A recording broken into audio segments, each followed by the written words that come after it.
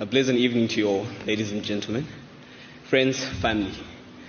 When I started planning at the beginning of the year, I thought it was going to be a lot easier, but let's see how we do it. My journey at the Heritage School started in the year 2017, when I was in year 8.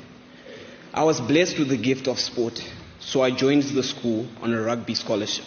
And this gave me the opportunity to rub shoulders with the children of the more privileged members of society.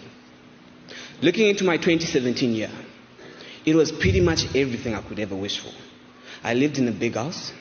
I used to get picked up from the doorstep and back, to school and back.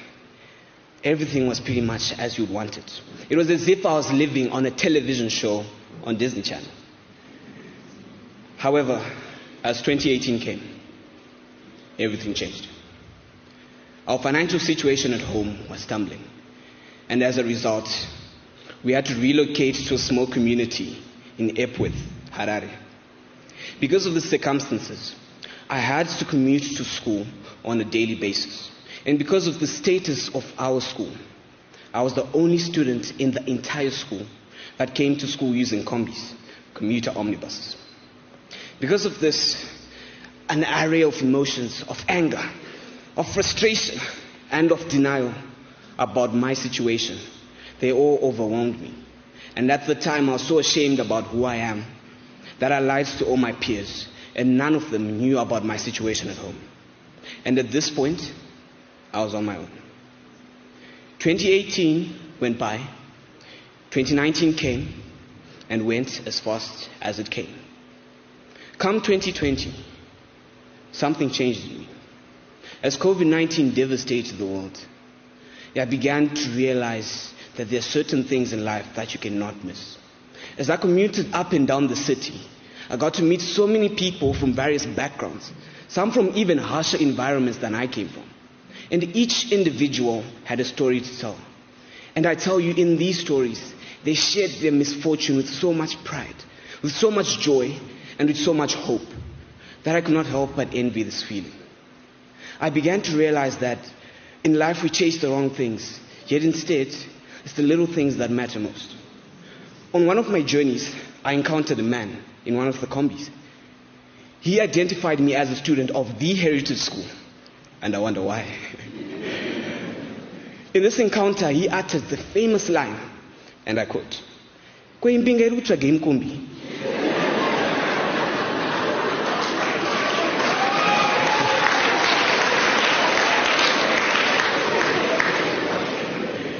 This statement led to a chain reaction of complaint after complaint after complaint about why my life was so miserable and why I believe God should have done better with me. But it was at this point that he stopped me. He asked, "Can you see?" I said yes. "Can you walk?" I said yes. "Can you talk?" I said yes. And he told me that in life we miss the little things.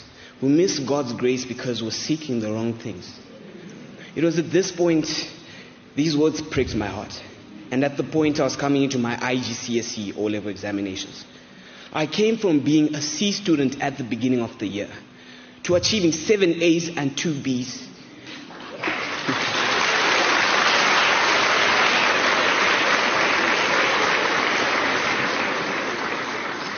As a result of God's grace, I had the second best IGCSE results in the school. Fast forward. Because of this achievement, little birds started chirping ideas into my mind about you might become head boy for 2022. So I could not help but believe them. And so I wanted it. And I went for it. My campaign consisted of 2 speeches. These 2 speeches led me into the Speech Day 2021. Where we all waited to get results of our deeds. I remember we all sat in anticipation as Mr. Mike prolonged the speech and prolonged it. But finally, I heard him utter the words, "Head boy 2022, Nkosilathi Dube." Those are one of the best words I've ever thought. I was so ecstatic that words cannot describe the way I felt. But it only lasted 15 seconds. 15 seconds of yes, yes, yes. 15 seconds of feeling as if I was on top of the world on all my achievements. However, ladies and gentlemen, bear in mind that there must come a 16th second. And in the 16th second, I sat back down on my seat. I went through the footage of the announcement, and I remember thinking, wait, that's it? What just happened? To be honest, I don't even know what I expected to feel. Maybe I expected a parade and balloons would come falling from the sky. Or maybe, just maybe, I expected this achievement would make all my problems disappear. But ladies and gentlemen, that was not the case. Instead, this moment was one of the emptiest feelings I've ever felt. Therefore, ladies and gentlemen, it leads me to say that life is not about the achievements we've had. Life is not about the car we're driving, the house we're living in, or the vacation we've been on. I tell you, I'm a kid that comes from Epworth. I live in a 2-bedroom house. I sleep on the sofa, but am I not the head boy of the heritage school?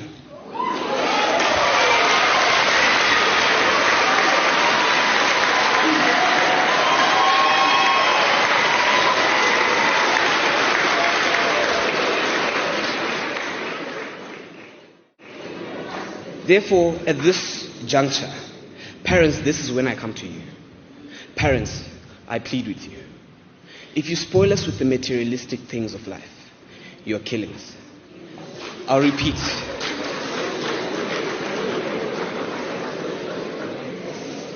Parents, if you spoil us, you're killing us. Mothers, fathers, Ana Mama, Nana Dede, we need you to love us. But please do not be the reasons why we lose our humility and our love for the community. Because the ability to love our neighbors as we love ourselves is the foundation of all life. And a life lived for God is the only thing that has meaning. Therefore, as I end up, I'm going to finish on Matthew chapter 19, verse 25, which reads, "With man, this is impossible, but with God, all things are possible."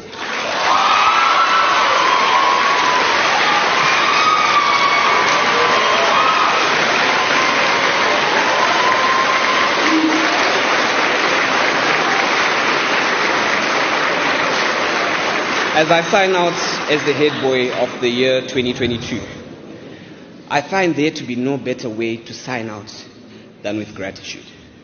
Therefore, may I please take this moment to thank the Almighty God for the gift of life and for giving me the gift of wisdom. Because when I was in year 8, I could have chosen to take the path of drugs, to take the wrong path, but God guided me towards the plans that He had for me. And I'm grateful that I listened. I want to thank my dad, Kuluji. Thank you so much for being there for me.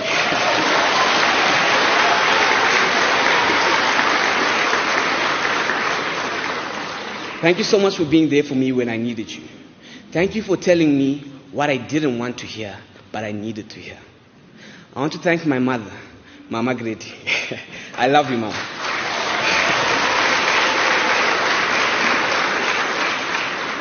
You have been there for me every step of the way, and you have been my shoulder to lean on. I want to take this moment to thank my uncles, my aunts. My uncle, Mr. O.M. Dube. My aunt, Mrs. Kangoni, and Mr. Kangoni. My aunt, Mama Sandy. I love you, Mom.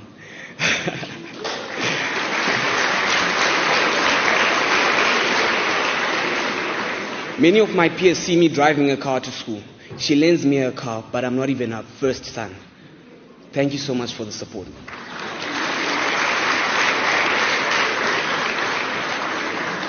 I want to thank my brother, Mukomo O'Brien.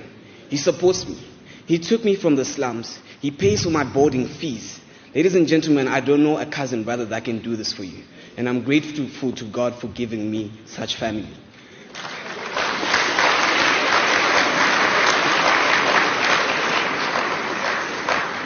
As I finish up, let me thank Mr. GXP and Coach Tatenda for seeing potential in a young grade 6 student from Highlands Primary School. And to the directors of the Heritage School, my story hasn't been the easiest. My journey has been rough. But thank you so much for being there for me every step of the way. You have saved my life.